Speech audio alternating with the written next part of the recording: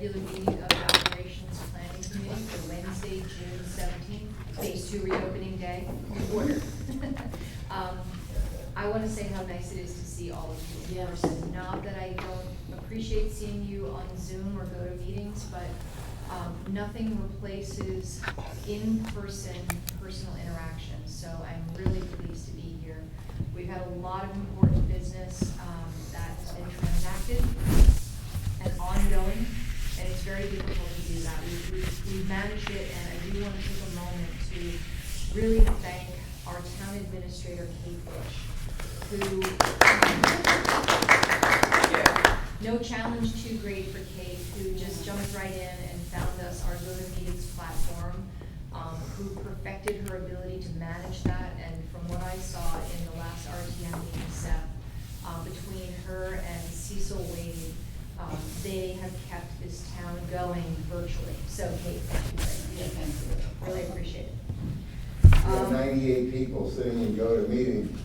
Well, I tell you, I love the attendance. I was going to say fascinating fact, right? The attendance is fantastic. More than a regular meeting. You just click the button and it's all good. But we have grouches every once in a while. So, well, I'm going to sit here for 20 minutes with my hand up while you try and find a hand in 98 little pictures. I don't know. Well, and Seth, you were amazing. I could not have sat there for 3.5 hours. That stage is, well, without rolling my eyes. And you stayed there very calmly, very pleasantly, and kept things moving. That was amazing. I didn't feel bad for you, the only guy on camera for 3 hours. I didn't, when I started there, I didn't realize that was the way it was going to work out. And so now I'm sitting there saying, well, now if I just click off and I'm not, then, what they're going to think, something happened or, so. Yeah. Okay, so we'll get started today. I think that I will start this morning because there's certainly been a lot going on. I'm going to let John and Seth talk about the budget stuff, but from my viewpoint, I'm really glad that one's behind us. What I'd like to talk about a little I'll bit- second that. Yeah. First of all, I guess we could say briefly about not the numbers, but we're very fortunate here in Darien. Our budgets are typically easy because we're very fortunate here in Darien. And we saw this year how, things get a little bit tighter, necessarily so, people are hurting. And then it becomes a little bit more difficult. And, I'm glad it's behind us because I think we dispensed with some respectful decorum through the process, which I hope that we can regain for the next budget cycle, which I anticipate will be equally as difficult. But we'll start with some really positive news. Today is in fact Phase 2 reopening day. The governor shifted that up a little bit. It was supposed to be June 20th, but I think they didn't want anybody to really hurry to open before the Father's Day weekend. They wanted everybody to be well settled in how to open today. This is the largest chunk of reopening within the 4-phase plan. And essentially it is pretty much everything opens up today except bars. And everything opens up with a 50% capacity. Still all protocols in place, face masks in public, physical distancing, people that are 65 and over really should stay home and stay safe, continue to stay home. But now the governor's giving you permission to gather indoors for 25 people. It's always been a little unusual to me about private gatherings. Outdoor gatherings of up to 100. Outdoor event venues can operate at 25% capacity. Restaurants can operate with 50% capacity indoors, but no bars still. All personal services, can't wait for a pedicure. Gyms and fitness and sports clubs with lots of rules in place. Linda was saying this morning her husband was at Chelsea Piers. You have to wear a mask if you want to exercise there. Outdoor arts and entertainment and events of up to 50 people. Those will be organized events.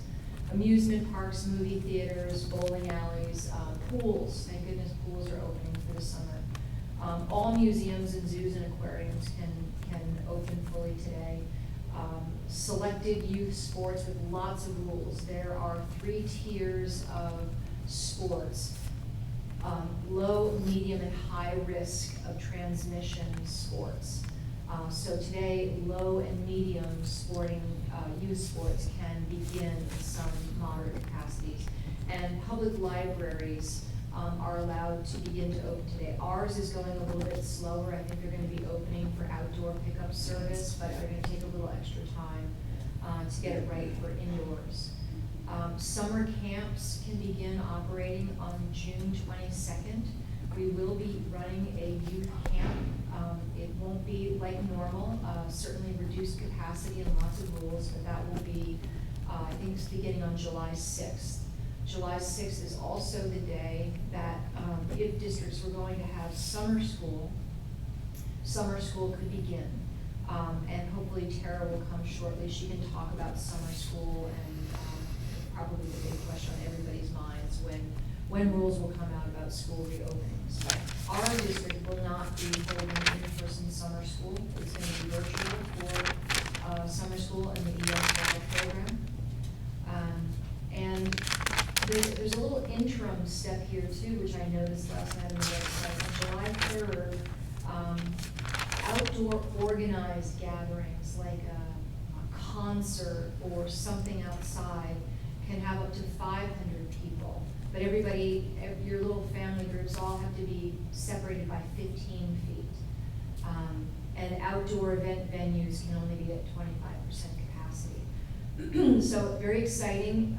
We'll be eager to see how today's reopening affects, if it does at all, a spike in COVID cases. We're very fortunate in Darien. We haven't had a positive case reported from the state since May 29th, which is fantastic. So we're holding steady at 202 positive cases, 16 hospitalizations, and unfortunately 5 deaths, 2 of those from our assisted living communities. Phase 3 reopening should be about 4 weeks from now, mid-July, if all goes well. And I don't know what the fall will bring. You know, there's really no rules around what's happening with the fall. Tara is downstairs, if somebody can let her in, please. Thank you.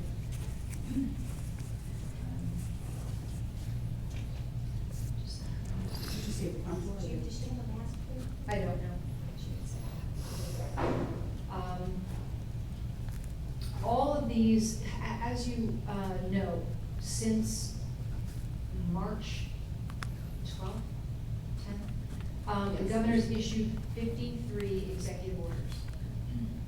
And so it seems to be a lot easier to put those orders in place than it is to repeal those orders.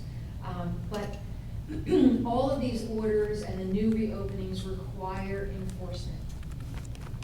So there are really 3 enforcement agencies in town. The Public Health Department will enforce anything that needs to be enforced in agencies under their inspection control, salons, food establishments, etc. Any other business or public enforcement that needs to happen is happening through me. The state asked us to appoint another enforcement agent in the town of Darien. And I did not give away that responsibility because I wanted to be accountable for all interactions with our local businesses when it comes to trying to understand and enforce these sector rules. But, you know, if need be, we would also join with the Darien Police Department. Violating sector rules for gatherings is now considered a nuisance under our local laws and can be enforced under those rules and citations given if need be. I don't anticipate that. We haven't had any problems of significance that I'm aware of, and any issues that we've had are probably just a simple lack of understanding. This stuff is super complicated. You know, you really have to study it to know exactly what you're supposed to be doing. But I do want to also thank the Darien public because they've generally been great. They're following the rules.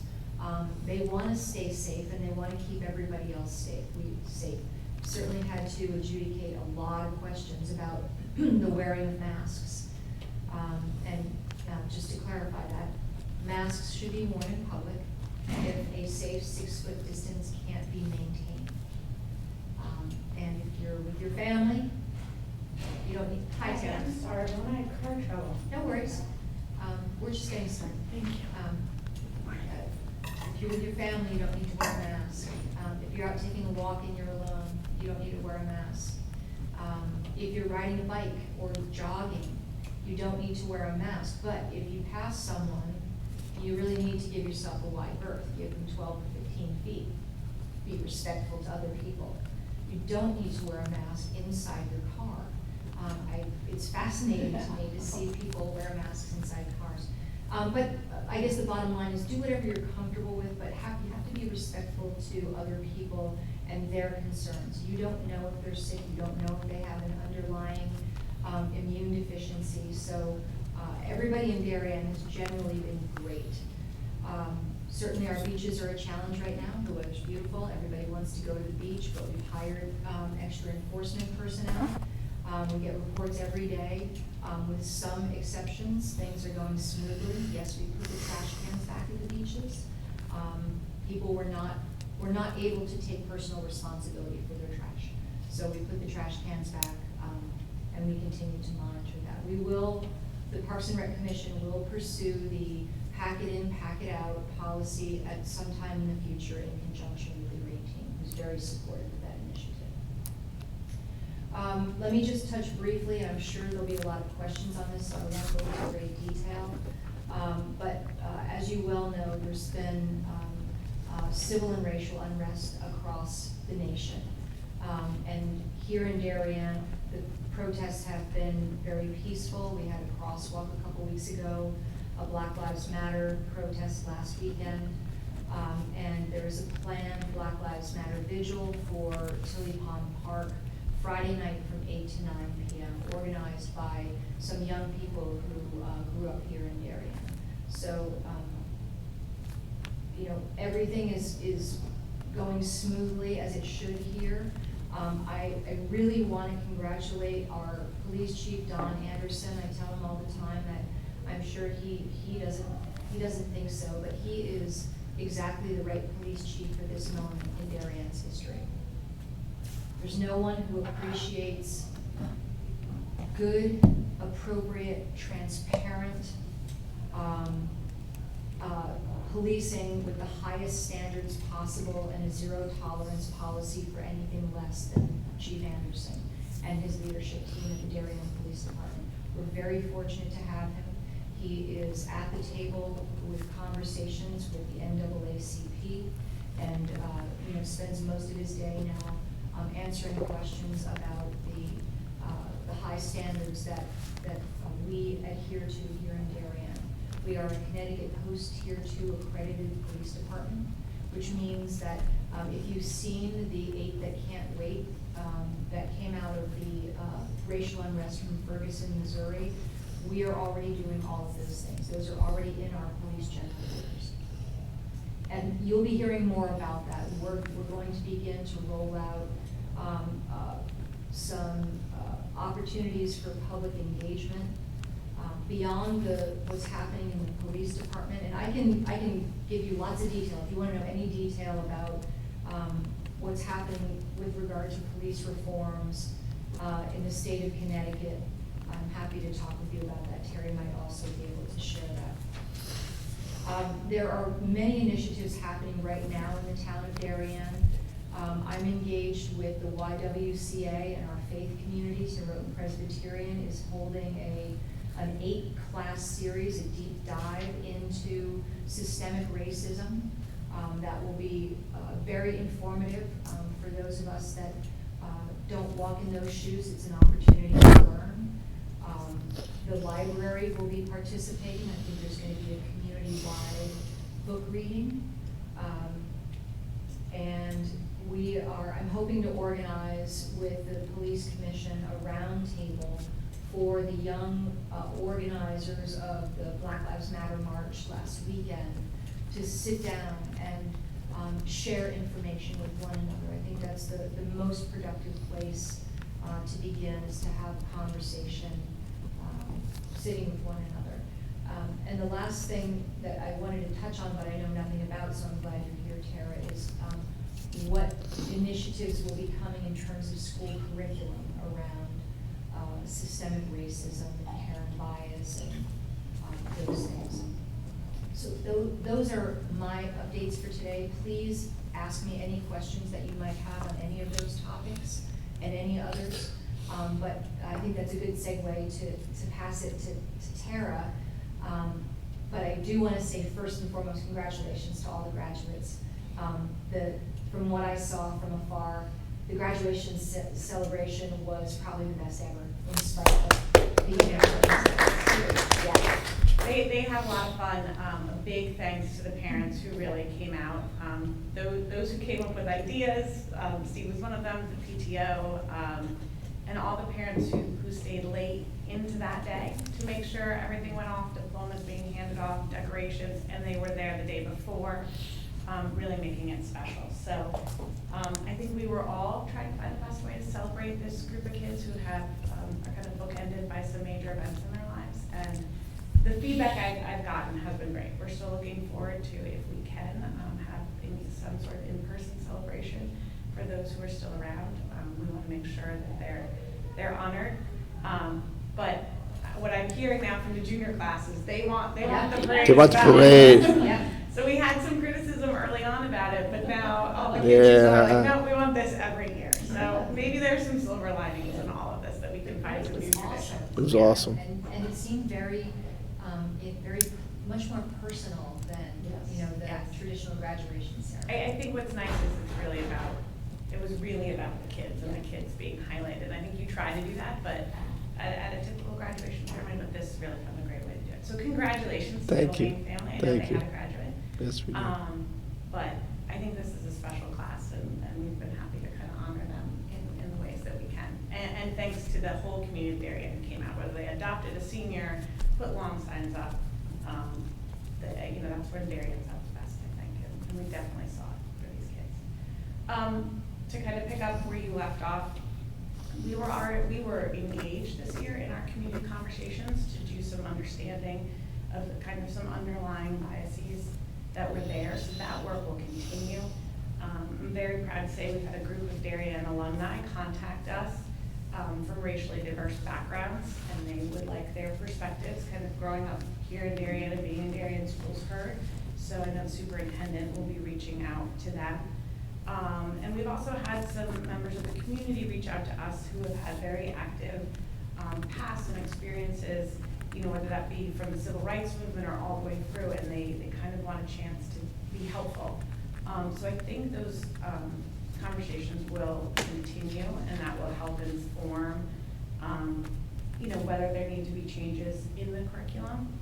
I definitely think this is a moment in time where more and more people are willing to sit down to the table and listen, and anytime you have that, as anyone in education, for us that's the most exciting moment, right? Because that's really what education is about. So I think that work will kind of be ongoing and will continue. Jamie's been part of those community conversations that we've had. I would expect those to even broaden the focus, so more voices are heard. But we've been kind of both amazed by the students we see organizing and wanting their voice heard, our teachers who are bringing their own perspective, and certainly the alumni who are reaching out in nothing but constructive, respectful, really collaborative ways. So again, I think Darien is pretty lucky to have those voices come and sit around the table. As for us, we have a very busy summer ahead. I think probably our next meeting, I'll have more updates for you in terms of what school will look like in the fall. We have a group in town working on that. Currently our work is what we would need and what would be a traditional model, what would a hybrid model be, and what would remote learning look like. We have been informed that next year the state may take a far more clear stance in terms of, there may be more directives of what school will look like. During e-learning, there was a lot of individual district decision-making. But part of that was how quickly things rolled out. There was, and Superintendent Adelaide was correct, there was a model of a 4-to-1, meaning 4 days of school for elementary and 1 day of school for secondary.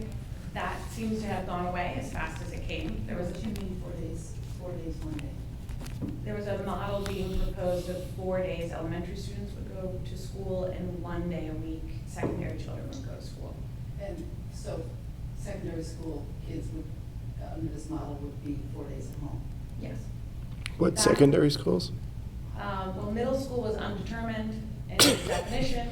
So that plan, as much as it started to be pushed, went away as quickly. Okay, that's- And it doesn't matter I think anymore. really what that was, if you ask me from kind of private conversations, was a lot of models of getting workers back to work. Children in elementary school certainly need supervision. It's also very hard at the elementary school, especially K-3, for students who, are learning those reading skills. They really require an adult with them. But as fast as that model came, they heard how important it is for secondary students to also be in school, be engaged. So if you heard that model, and it sounds like this group did not, because I heard a lot from parents, that model is now off the table as far as Where did that come from? I didn't even. the state. But from whom is the state? I think they had a group together. I think it was State Department of Education, Union. I mean, you can probably push. We heard the model was coming. Yeah, I do daily. I mean, you and could so send me the source, because I hadn't heard that, and I'm just really surprised. yeah, well, it went away. So Okay. that's good news for us. Yeah. I think Darien would like to. Darien in its model right now is doing its best to plan for all students to return to school. That's what we would like to see. So I think next meeting, hopefully I will have more, both the state should have some more guidance by the end of the month, we think. And certainly our working groups will know more our capabilities. What's been super clear, and I think Darien should be really, really proud of, is even in an imperfect moment, Darien is one of the districts that was able to really keep education going. Part of that was our ability to push out technology to kids so that they had access. It's also a testament to our staff, and it wasn't without bumps and bruises that they were willing to get online and teach kids. A lot of districts did not even have online learning at all. And that's not to say what their capabilities were, but I think it really highlights that we were a team that came together and adapted very quickly for our kids. So we have some surveys coming back to us about what people think worked, didn't work, what were kind of the impasses and successes, because I think if we are at least planning that if remote learning needs to take place, how can we improve upon it? So that's kind of all ongoing. I don't have as much definitive information, but I think by our next OPC, I at least should have more. And as I'm sure you all realize, this summer is a very tight time frame, and we want to make sure this is up and running and successful for our kids. So that's really the bulk of our work. I think we're all happy. Budget is done for next year, so we will move Yeah, you missed forward. that part. Yeah, we celebrated. Budget's I done. am sorry. I'm sorry, because I think we all can celebrate that that's done, and we will, we'll move forward, adjust as we need to. So I think the bulk of our work this summer, you'll see us set our goals and objectives, and you'll see us probably set that as a holistic school system, and also in this, kind of intense moment, and then really the work will be on what will school look like at home. And as soon as I have more details on that, I will let you know. I have a couple questions. Sure. So, I know there was a survey sent out, and I don't know what's in it, I haven't seen it, but I'm wondering if you made inquiry with parents about the social and emotional toll, if any, that was taken on students through the e-learning process. For some, I know it's across the board that some kids really thrived, did great, and then other kids really struggled socially and emotionally. I know that that's a big part of your curriculum now, so I'm wondering if you surveyed that. So, yes, we also heard, it's interesting, different moments in time, different kids. And I think Dr. Adley reported out at one of our meetings that, the social emotional learning throughout schools, we learn kids' strengths and weaknesses and where they can be supported. In this moment, you saw different populations of kids that you might not have expected during a normal school day need some of those supports. So a lot of credit to our school psychologists who are incredibly busy during this time, and I think helpful to families. We have reached out to families about kind of the social, emotional, kind of what they can self-report back. I think that whole guidance team stepped up in e-learning and is preparing for the fall for what it might look like. Sometimes it's hard to exit school, sometimes it's hard to come back into school, and that creates different stressors. So I think we are very aware, and I do think the one thing we have seen is that there's a social emotional toll, and sometimes it's hard to predict how that all comes about, but everyone is aware of this. And yes, I do, parents have been asked about that, what they would self-report, kind of what their thoughts are. And I do think our school psychologists have been able to report back that maybe kids they were watching did great, struggled, or okay, and then kids that they weren't on the radar before are now on the radar, so they can continue to help kind of shepherd them through whatever our next steps are. So they have been very, very busy. Another question, you referenced that you've had outreach from alums and members of the community that want to engage with the district on conversations around racism. Is that something, will those conversations be solely with the school district, or will you recommend that those conversations be opened up to the wider community? So some of those just came in this week, so I think we have to meet as a group and kind of debrief a little bit about what's in there. So I wouldn't want to lay out a plan of action without talking to everyone else. I think in general, these conversations only work when there's threads from the community, the schools, home life. So personally, I wouldn't preclude involvement in that. Curriculum writing certainly would be an educational issue, but the broader conversation, I wouldn't. But I do think we probably need to get the whole board together as they read this information and kind of suss out what actually is being expressed and what we can do.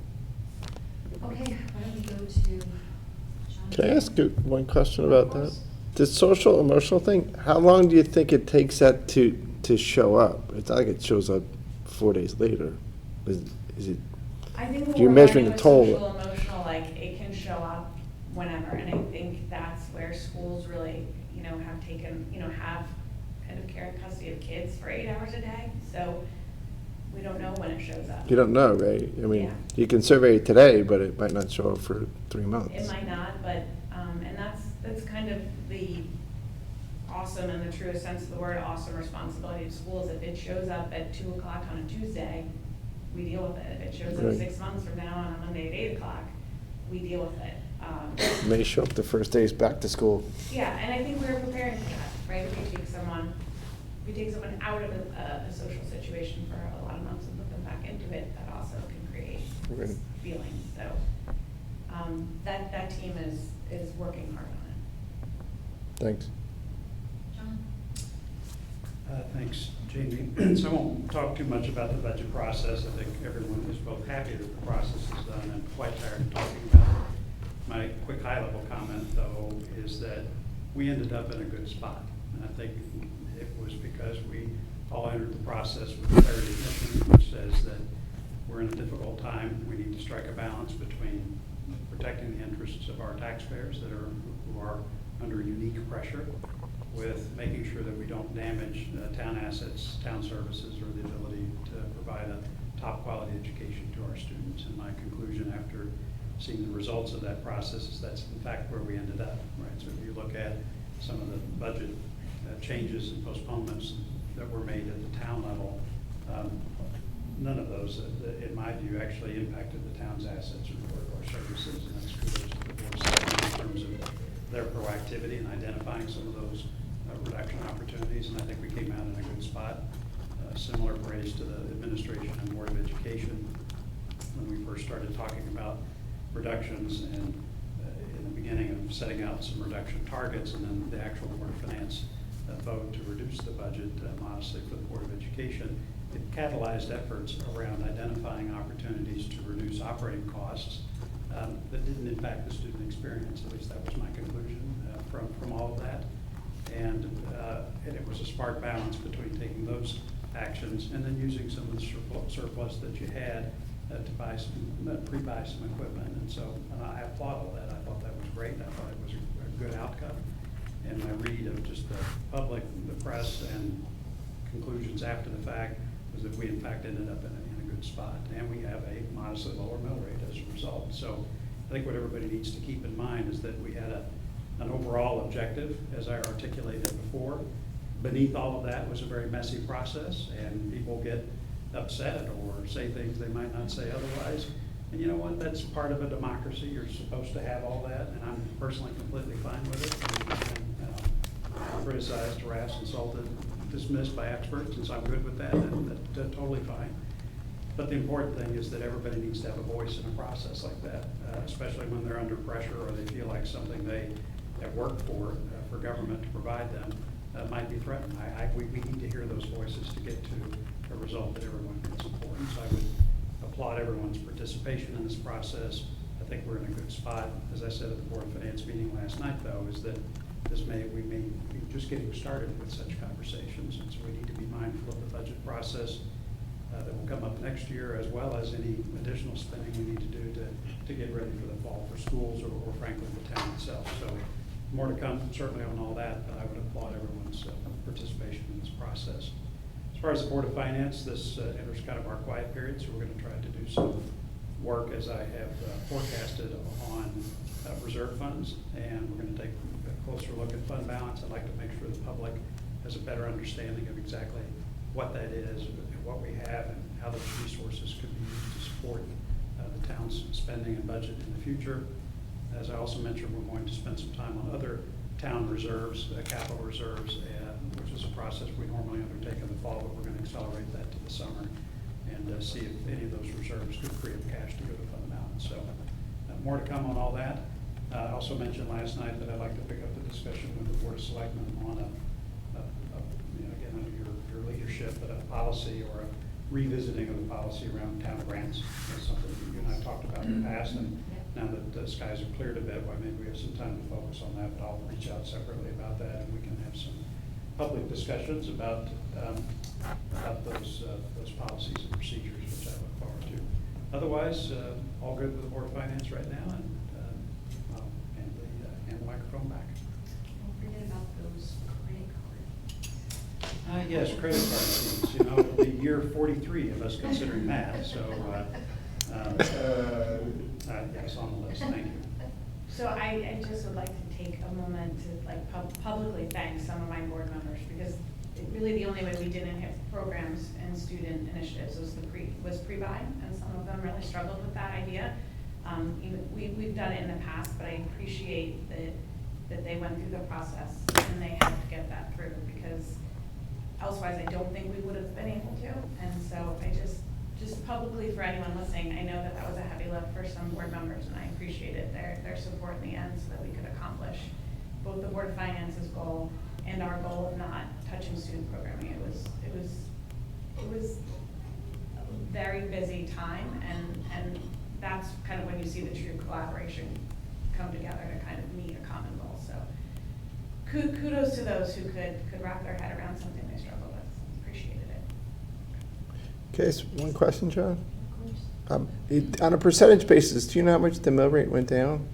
1%, half a percent? Basis, I know the- don't have those- 1647 to 1678. It's an awkward calculation this year because we had reval, so. I'm just looking at the mill rate. I know New Canes Yeah, went but down. see, that's where the issue is, because you have reval. I understand. And changes in the budget, so it's not, to say that the mill rate went down is not, In my It's business, not your normal year saying the mill rate went down, 2%. You also had the grand list impacting understand. the mill rate, so. I'll figure it out. So. I do it every day. Yes, we have to put a thank you to Jen trying to calculate it in the middle of the RTM event. Right. Right, so that's why the budget that the Board of Finance passed, and we struggled with sort of how to define this, because it depends on, well, it depends, right? So the budget we passed was what we called a flat tax levy, which meant that for revaluation, whatever we're spending, whatever the mill rate is, whatever all that is, Right. the total dollars collected in taxes would be flat versus last year. The RTM took further action, cleaning out a few reserves, doing a few other cuts here and there. The result was a lower mill rate, as Kate suggested, from what the Board of Finance had calculated. So taxes collected next year will be very modestly lower as a result of those efforts. I think we can say as a headline, taxes collected will be slightly less But next year. overall, so taxes overall collected, that does not mean on an individual basis that Yes. people's Yeah. taxes are going down. It's Right. all, dependent on the change in the valuation of your home Right. and any car changes you may have made. Which is a very important point, which is why, as you've educated me all these many years, I was careful to say that overall taxes collected will be less in total. Understood. So that's an important thing. And that, it gets back to some point that I made in a State of the Town, I think, last December, which is the important thing to think about is the relative change in valuation of properties in town, right? So you can have high-end properties, as we've seen, shed more of their value on a percentage basis than lower-end properties. So it's entirely possible that folks with lower value properties this year could in fact pay higher taxes, despite the fact that the town is collecting fewer tax dollars. Yes. And that's a mathematical reality of trends in valuation that I cannot change.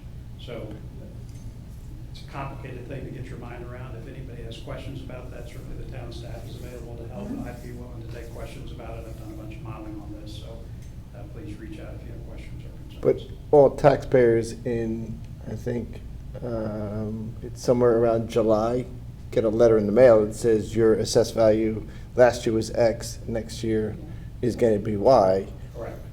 and then you can look at it if it goes up, down, or sideways. And then you take the mill rate, which if it went down a half a point, it's simple Well, math. That's what makes this complicated, right? So you could get a letter that says, just to pick an example, let's say you have a home that's worth $500,000. You Mhm. get a letter in the mail that says, hooray, your valuation now goes down to $490,000, $10,000 reduction. Yep. Well, terrific. I'm hopefully gonna pay slightly lower taxes, okay? The reality is you could pay significantly more taxes. Why? Because the values of other properties in town went down a lot more, right? Yeah. So it's a complicated thing, and that's why I tell people, when you get your valuation, look, if you have questions about all that, and you get your actual tax bill, this is a complicated topic, and taxpayers are not going to be affected evenly because of these revaluation issues, so. Yeah, because what John's saying is exactly right, and my worry is that people, they get that letter and do exactly what John says, oh, my valuation went down $10,000, hooray. It didn't go down enough. And they don't realize that everybody else's went down $50,000. And so that's why I always try and reemphasize, the valuations, the whole pie hasn't changed, but your slice of the pie, your slice may have gotten bigger, even though your value went down, your slice of the pie may have gotten bigger and your taxes. Right, but the mill rate's set. So it's a fixed number. Right, so now if people It's sit down and set. do the calculation, they can tell, and they're gonna have their Correct. bill shortly anyway. Correct. But some people, they don't realize until they actually get that tax bill, they don't realize what the impact has been. That's why we always look for the second round of assessment appeals coming up in the year after the reval. Well, the situation is definitely better than having had the mill rate go up. Yes. Correct. Yes, I can state that unequivocally. Since we're, talking about the taxes, Kathy Larkins reported at our staff meeting yesterday there's been about $250,000 worth of permits.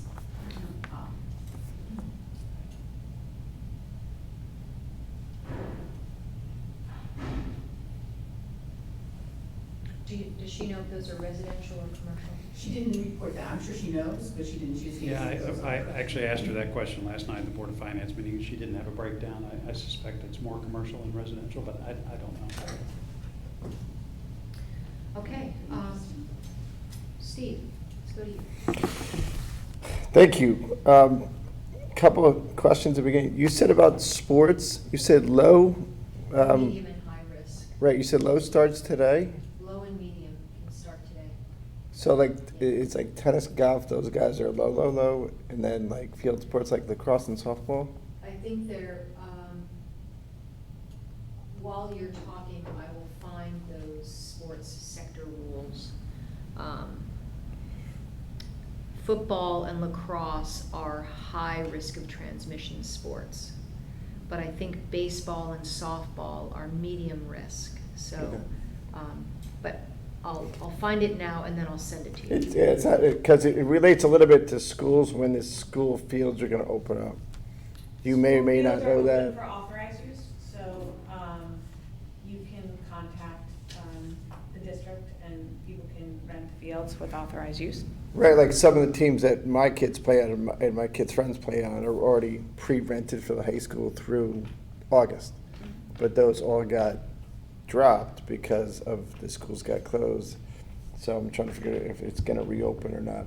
It's not really for me, but if I gotta drive to Westchester County or Rhode Island. No, it's- those coaches all know at this point. Yeah, they're You I know they're contact working. Sheila, and Sheila, I know, I don't actually think they were all dropped. I think that, Sheila has her queue of who typically rents the field, who is in queue, and I know that she is, doling it out that way. Okay. So it's authorized use, but part of it is you have to prove you can meet the standards that are required, to keep kids safe. Yeah. And then, I mean, I know some are starting, don't hold me to this, I believe some field usage is starting under those auspices, given today what's happening next week. My kids' team got a really long list from the director, and there's all kinds of extra protocols and whatnot, but I think it starts next week of the 26th, so it's kind of. And as people hear this and listen to that, part of all that and those ideas and that authorized uses, we need to maintain the campuses, know who's on the campuses, because we really are planning for school opening. But so far, everyone who's asked for our fields that I've heard of has been cooperative, helpful, is looking to both get kids back on fields, doing activities outside, and keep them safe. So from what I'm hearing, it's going very smoothly. Okay. Peck and peck out at the beaches, they do that in Rhode Island. They do it at all national parks in the Yeah. United States too. Yeah, so it's they can figure it out there. And then also the final thing, parade was awesome. It was awesome. Every single kid was personally focused on themselves because they sat. I didn't know there was that many convertibles and Jeeps and whatnot and sunroof cars, because every kid sat on top of their car and got waved at, and the teachers were fantastic. Yeah, it was great. You really were. Back to my report. The Planning and Zoning Commission has been meeting since March 13th, when this whole thing started. We finally had this week off, so we had 1 week off of go-to meeting. I was kind of excited about that. I'm just going to run through our list of a couple items that we worked on relative to last week's or last month's meeting. The Oxford School application was closed. It was approved by the Planning and Zoning Commission. They're just drafting up now the resolution. We were supposed to have a resolution draft on my desk tomorrow. Tomorrow. We'll go through it and hopefully vote on the approval on Tuesday. This is a really big one. It's 10 pages at this point, so it might take 2 drafts to go through because there could be some typos, changes, additions. I would say that I think the staff did a fantastic job. I think the Planning and Zoning Commission was value added to the project relative to what we knew and what we learned on other projects about height, about setbacks, about fencing, about lot lines. There were a couple of lot line issues and a couple of height issues. I think we overcame everything, and I think everyone's going to be happy. There's a couple neighbors that are nervous, but we ran into encroachments at Ellen O'Neill. We ran into encroachments at the Duhane property, I think, the Diller property, the jogging path. There's some encroachments there also. I think they're going to be figured out. I don't think that part of the property is going to be developed for 2.5 years. But I want to make sure we have enough lead time so everybody knows. And there is flexibility in the plans and whatnot to move certain movable structures. And I apologize, Terry is talking to the back of your head. I'm listening. So I think that's going to be great. I think that your team, collectively, your team did a fantastic job. They listened to everything we said. They did everything they had to do, and I think it's going to turn out great. The Playhouse resolution, which is the newest thing in downtown, that was fully approved. Again, we're going to have 4 new apartments there, probably luxury apartments, 2 or 3 new retail stores back there on the backside. And also new plaza. My biggest thing is the town's been working on this. It showed up in a 1950s town plan of conservation and development to build parallel streets to the Post Road. Now Grove Street is going to be a parallel street that's going to connect to Squab Lane, which is the White House that I call the Dulcelli Brothers Project. Sorry, dear. At 2 Squab Lane, it's going to be Neat Cafe all the way to Darien Sport Shop. I made them connect to sidewalks, or we made them connect to sidewalks. So would it be a road you would take over as part of the parking lot? No, the model block is going to be extended all the way down from Dulcetti Right. to the backside of the Playhouse. Okay. The only little piece that's missing, which is private property, is from the old front door of the theater to the front door of the Darien Sport Shop. And you can do stamped in there, and I'm still telling the developers, which would be John Vaccaro and the Sport Shop, to get together because it's their parking lot. They can move a couple plazas and a couple dead trees, and it'll connect. So that would be a tree plaza. Not really a tree plaza. There's definitely some new trees coming in. There's some new sidewalks coming in. There's a piece of the road that's behind Bankwell Bank, which is the old Panera Bread. That's parking lot, so there's no driveway there. So the sidewalks that go down past, it goes past the fondue store, Melting Pot, then Neat, and then across those 2 white houses. So it would be a sidewalk. I'm just, sorry, I just think. No, it's gonna be great. It's I'm exciting excited too. I'm trying to get a visual. Then it's going to cross Grove Street, Yeah. connect to the new piece of the Playhouse, and then go all the way to the far side of the Playhouse. So when you have your walking thing on Christmas or the holiday season, you can walk up and Very down. nice. The other one that's going to be great, that's going to add to it, last week we closed the hearing on 34 Old Kings Highway. 34 Old Kings Highway is a small white building that was a house at one time in its life. Now it's a professional office building. It's been vacant for probably 2 years. Baywater Properties and David Genevieve's company purchased it. It goes 36 Old Kings Highway, which they reskinned. This is south, which is on the corner of Corbin and Old Kings Highway. That one was reskinned, has a new plaza out front. It's as you come into the backside the backside of 1020. Yes. Then next door to that is this little house, which is a tiny, tiny site. It's only about 10,000 square feet. Then it's 30 Old Kings Highway, where who's in there? The community fund is. Community fund's in there. That's the big thing. It's And like there's a co-working space. co-working spaces.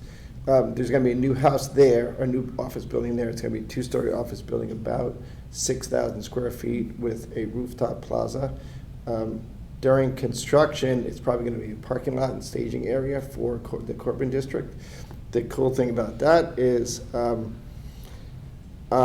Corbin Drive, the 3 new buildings on Corbin Drive, which is a Tibbetts building, it's going to wrap around and then go in front of 36 Old Kings Highway. Then this new one, 34 Old Kings Highway, and then there's already a plaza out in front of 30 Old Kings Highway. So you can have another walking plaza around town, so we can go around. That's going to be a nice office building. I don't know when they'll start construction, but the demolition is going to happen first, and then probably go into a staging area for parking. As part of those 2 projects, and Jamie and I have had discussion with various people, it's got to do with parking lot signage. We're trying to institute a plan, and hopefully Jamie chimes in on this one. Some of those areas to get into behind the Darien Sport Shop to the Grove Street Plaza parking lot back there, and then behind 1020, which is a municipal lot, there's little green signs that say P for parking. We're gonna encourage the developers to put in, what do we call them, Jamie, waypoints? It's wayfinding, it's. Wayfindings. How do you find your way to municipal parking? It's an app on our phone. No, signage. It's signs, Oh, you know, okay, like 'cause you've they're- seen them everywhere. It's like blue with the big P in it and it directs you to Right. municipal parking. But On there's an Corbin app Drive. Parking app on Yeah. Greenwich. On Corbin Drive, there's gonna be 2 new curb cuts that come out of the 1020, what I call parking lot, onto Corbin Drive. That's gonna bring you into that parking lot, and then there's gonna be another bigger curb cut that's between 30 Old Kings Highway and 34 Old Kings Highway, where the town owns a driveway access point to get in there. So now we can get into these parking lots, and if we have good signage, then people are gonna be able to use their parking a lot better. So that's something that we're kind of excited about too. Today, on another not great note, but today we're filing some papers with a lawsuit with regards to 77 Leroy. Bob Mazen's client is suing the Planning and Zoning Commission over that project. It's got to do with the affordability, the age, the federal law and whatnot. That's 16 Pemberton, what's called, it's a fully occupied 5-unit, or actually it's a 16-unit apartment building with 5 condos that were sold for affordable, and there's 11 apartments that were rented. It's known as the highest rental 2-bedroom apartment in town, and we're getting sued for them not being able to rent it for some reason to age groups. So we'll see where that goes. Our papers are due today in court. We had a conference call yesterday on it, and the plaintiff, which is Bob Mazen's client, has another set of papers that are due on July 1st. The federal parking lot over at Norotan Heights, they put in the majority of their underwater storm sewage faults. Yesterday, they repaved the parking lot again and striped it again. So now 40 Heights Road has a new parking lot. Those guys are moving at lightning speed. There are big dirt piles there. They will not be there forever. We allowed them to demolish buildings and grind it up on site and build those piles. That's why you see big, huge boulders and then a whole bunch of dust piles. That makes us be able to have less trucks come off the property, less traffic. They can put more sand and ground up dirt inside pickup trucks and dump trucks and pull it off site versus a lot of them. So that's really a help, but all that stuff's temporary. Today they were polishing the streets on Heights Road. I don't know when they're gonna turn on that 1-million-gallon holding tank that's underground. Hopefully it's turned on by the flooding season. Good. But you'll see all that stuff. We should not get any more flooding on Heights Road for the most part. There's some buildings that are low lying, but 1 million gallons of water is a lot of water. So we're good there. The next thing we're gonna start to work on, which is a follow-up from our last meeting about closing streets for retailers and larger streets. Jamie and I had a discussion about this. Other towns have done it. We approved the closing of parking lots and allowing restaurants to put tents in their parking lots. And in some instances, they Board of Selectmen allowed them on municipal lots. We also approved retailers like a Helen Hansen and some of those smaller ones, Bobbles, to put tents out in front of their stores.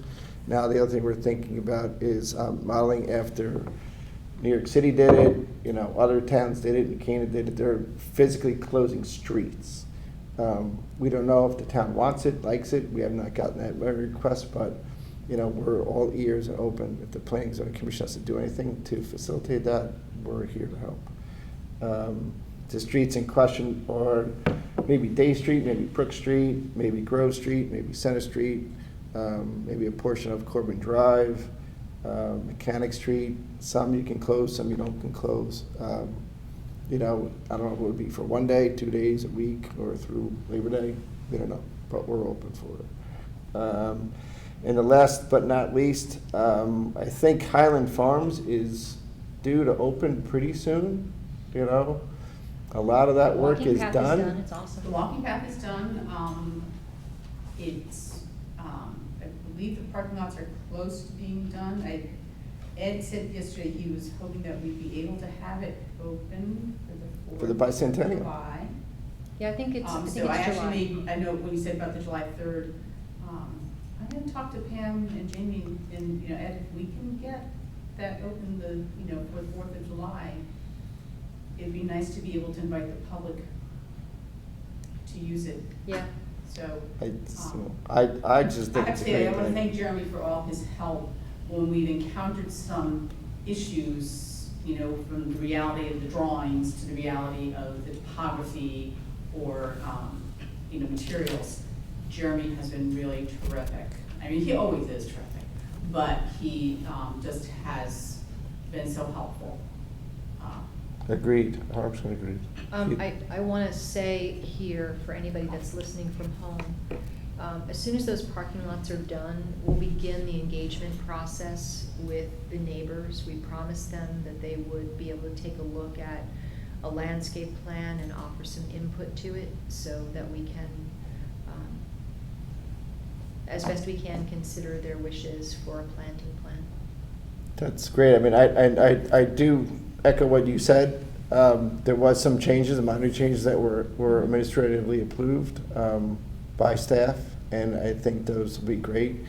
I think one other thing that's similar is the walking path at the high school is either perfected or going to be perfected and have a little bit more Think they're done. crushed stone. I think they're done too. So if anyone wants to walk in town and not walk in the streets, Well, you the can one- walk around all this The one stuff. thing I want to say, I am really, really proud of the fact that the Highland Farm walking path is the first ADA compliant planned walking path in our town. So that's very exciting Yeah, for that's everyone. great.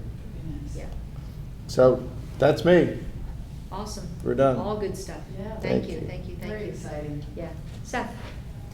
Well, the RTM met on June 8th and passed the town budget. And we just had 98 of your closest friends on GoToMeeting. I'm very pleased. The attendance is higher than it's ever been in my history with the RTM. So GoToMeeting has that plus. We also were able, I think, procedurally to get some improvements, so we didn't miss people who wanted to speak. Kate, we had a team. Kate took it on in our first meeting alone, and it's very difficult to do.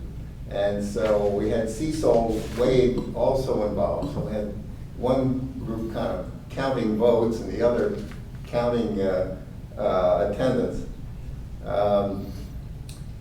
Also, the RTM was willing to suspend our normal rules. That can be opening Pandora's box, but in this case, not the case. And so they allowed us to count the no votes and the abstentions and assume everybody else voted yes. So that avoided a roll call vote on, we had 11 items to start with on the agenda, plus 3 amendments. And so even with the speeded up vote counting process, we were there for 3.5 hours. But it all worked out. The way that the vote works on the town budget is that we have reports from the committees. We have 7 committees in the RTM, and the committees are given responsibilities for different aspects of the budget. They work with the boards, they work with particularly the Board of Finance in the end to come up with recommendations on what the budget should be. The committees are recommenders. They recommend to the various boards, and they make recommendations to the representative town meeting in public session. They do not have the power to cut anything. The RTM does that. The RTM hears all the arguments. They evaluate any amendments made from the floor, and then the RTM votes and makes the decision. And I think it's just good for everybody to understand just how that all works. So it really went very smoothly. I think people got a little tired at the end. We had some people were thinking they would enter into some political discussions on the floor of the RTM, and we don't allow that. We're apolitical. We just focus on the issues that are on the table. Those items that have been moved and seconded to be considered by the RTM are what we talk about. And when we wander, then the moderator has to step in and shut it off and try and keep us all on course so we don't go to 4 or 5 hours. So very, very pleased. There were some amendments to reduce the budget, particularly in the Board of Selectmen, that were made and passed. I hadn't seen that, I must say, in the time that I've been in the RTM. It's the first time that I've been there that it's ever passed. But I think the reductions that were voted are livable and can be tolerated. And I do want to say that the RTM committees this year had to put in a lot of time and a lot of effort, because we were looking at trying to keep things flat. We were looking at every item to see if there were things that could be reduced, and that took a lot of time and a lot of effort. But it was great. The budget was passed, and now we're on to the next event. I don't believe the RTM will meet this summer unless there's some odd thing that just has to be acted on, so we'll probably meet again in September. Hopefully in person. That would be great. I couldn't agree with you more that person to person in these meetings there's a lot of dialogue that goes on the floor, and you lose all of that. It's very sterile in many ways. Especially the technological lag. Yes. Meeting Yeah. platforms. Yes. Some poor soul in the middle of the meeting said, "I've had my hand up for 15 minutes. Could we please?" I think there were a lot of people who, they didn't quite get how to raise your hand and how not to. Right. The person Oh, who- right. They did not in fact have their hand up, but they thought they did. Or Or they might have had they their had hand up. it up, but they didn't have anything to say. Yeah. No. Okay, thank They you had their very much, virtual Seth. handoff, not their- Yeah. Terry. Just one thing, Yep. the only thing I would ask, and I am glad this budget process is done, and gentlemen, nothing personally, I hope I don't have to see you for a few months, unless it's, social or around this table, but I just, if the schools need to come back, I think we would need the RTM to mobilize as well if we need to come back to the Board of Finance, so, just so members are aware, this summer could be different than others. Dr. Adley is probably See, listening to that's this. That's why we have the OPC. That's This is why we have get the, revelation. Dr. Adley's probably saying, I'm not coming back, I'm not doing anything, but I do think that because we're in this situation, fair warning, I think all of us usually have quieter summers, and I'm not sure the summer will be quieter. We've certainly committed to that, so Yeah. just give us a call. So. Sure. Yeah. Well, and I should add too that the Board of Selectmen is adding into their process regular reviews of our budget to see where we are, because there could be things that come our way as well that we didn't anticipate. So we're going to formalize that process. Okay, Terry. Great. Reopened today, as you mentioned, phase 2, which is really exciting. And yesterday, just of note, the Federal Reserve Chair, Jerome Powell, announced that it's going to be a slower economic recovery than he thought it might be. So I think we all have to be aware of that, and certainly our budgeting process and awareness of the financial implications of this pandemic. Governor Lamont has been running the state by executive order since March 12th, and he is now working in consultation with Boston Consulting Group. It was a $2 million contract to them, and his executive order ends the 9th of September, and there's no extending. As I understand it, there's no extending that. A couple of things we might be going into special session for is, one, of police accountability legislation, which is being worked on right now.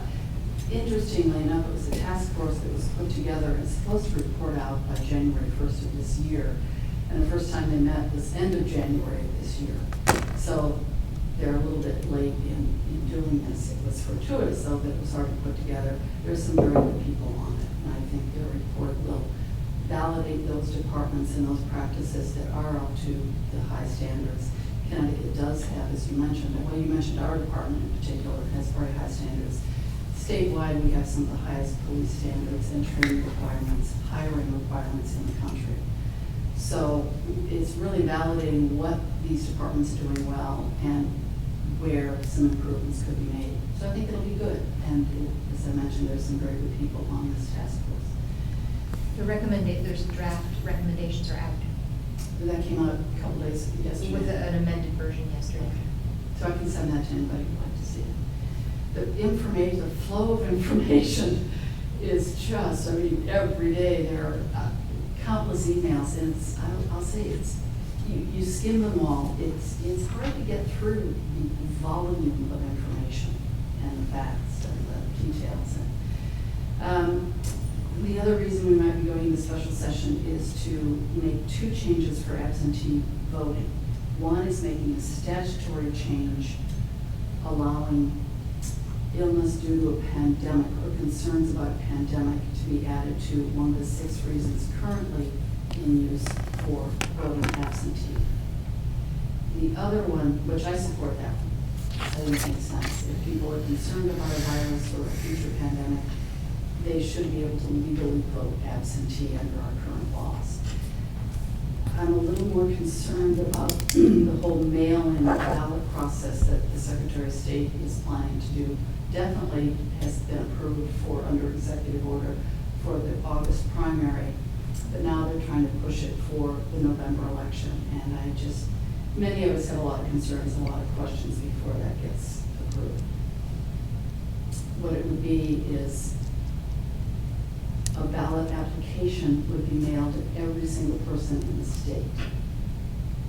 So right now, the voter has to request the ballot from their local town clerk.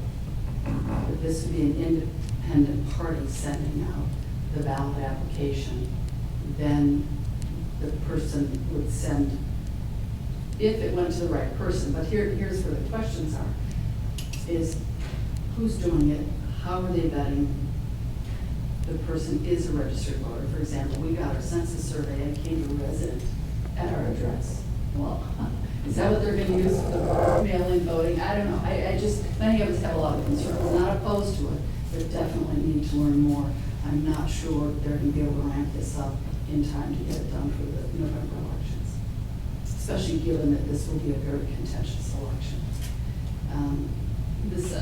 The second part of that process, once you mail in your application, you get a ballot, you can then drop the ballot in a Dropbox, a secure Dropbox. So again, the devil's in the details on this. It's certainly, there are 2 states that are doing it. It has merit, but we need to vet the process very thoroughly and make sure the custody control is there, the safeguards are there, and the security is there. We may possibly go into special session to vote out some of the proposals we did get done just before we shut the legislature down. Not sure on any of those, what dates. At the very soonest, it would be probably middle to end summer by the time we did any of those. The other one is July, did I mention this? July 1st? No, I didn't mention this. July 1st, I've just spoken to a couple different groups, so it's lose track sometimes.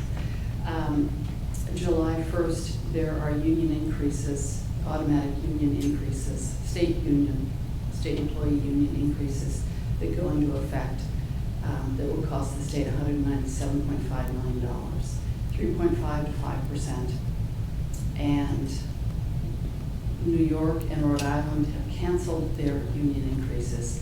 I think this is very poor timing. It's totally inappropriate for a state that has one of the highest per capita unemployment rates in the country. There's significant outcry, and the union leaders have said, no dice, the raises go through. So it's wrong. It's fundamentally wrong. It's morally wrong, I believe. It's a point of ongoing frustration and dysfunction for our state. I mean, this is not a good thing for our state to not have flexibility. And a lot of these people have been at home, not even working. So continues to be something we need to be aware of and work to modify those kinds of It's an egregious assault on our budgeting process. It just is. So common sense needs to prevail. Any questions?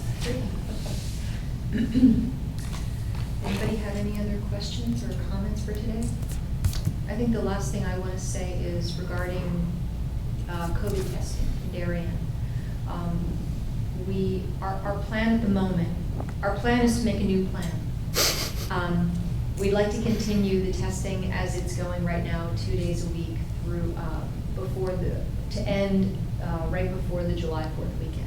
And then start with a new model, right after the July 4th weekend, hopefully in a new location, with this concept of having some pods where individuals can come and have both COVID testing and antibody testing.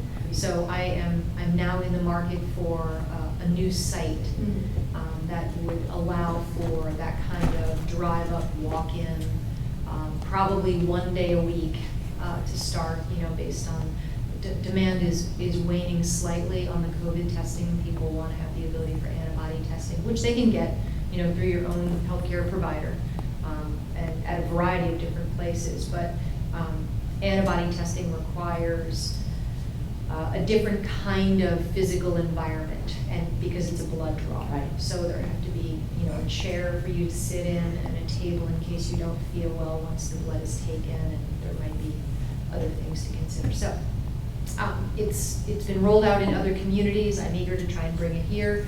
So I need to find a new location to put 2 pods, and hopefully we'll be in touch with the schools to let you know when we'll be formally vacating the high school. I'm I might have happy it. to help, glad it Yeah. all worked. Yeah, it's been fantastic. It's really been fantastic. I might have an idea. The other thing I wanted to say, John, not to add to your to-do list, but to add to your to-do list is a discussion. Remembering that in the budget process, the Board of Selectmen took an action with regard to the fire apparatus replacement reserve. And we would love for the Board of Finance to have a discussion about better, more efficient ways to fund fire apparatus. So happy to engage in that conversation with you. I'm sure that will result in the fire itself that needs to be put out, so. It could be. Okay, we have some meeting minutes from May 20th, virtual meeting.